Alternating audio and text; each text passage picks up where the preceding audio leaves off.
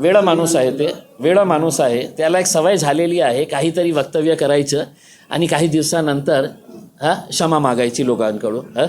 तुम्ही बोलतो कशाला? तुम्ही आपल्या कॉन्स्टिट्युएन्सीच्या बाबतीत का बोलत नाही की गोवंडीमध्ये तुमचे लोक कशा ड्रग्सचा धंदा करत आहे?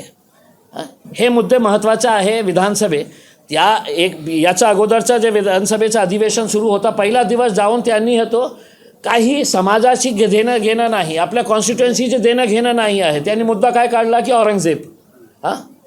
आणि त्यावेळीसुद्धा मी बोललो होतो की हे अबू आसिमने स्वतः बोलले नाही, त्यांना देवेंद्र फडणवीस आणि एकनाथ शिंदे साहेबांनी बोलायला लावले होते, बोलके धनी होते त्यांचे. आणि आता विधानसभेचं अधिवेशन येत आहे, वारकरी समाज त्या माणसाला इतकं कळत नाही आहे की वारकऱ्यांची काय परंपरा आहे करके. मी एक पत्रकार असताना मी पंढरपूरला किती वेळा ते कव्हर करण्यासाठी गेलो.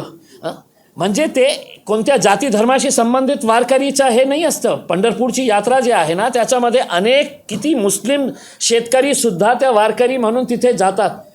आणि त्याचा एक इतिहास राहिलेला आहे की शेतकरी लोक सगळ्याला पेरणी करून तिथे जातात, पायी जातात. आणि तुम्ही त्याची तुलना असं करणं म्हणजे आम्ही पण हे निंदाईच करत आहे की जे आज की तुम्ही नमाज अदा केली तर तुमचं पासपोर्ट हे करणार, हे काय नियम आहे का? पण काय आहे की सर्व शहरामध्ये होता, दररोज होता नाही होता.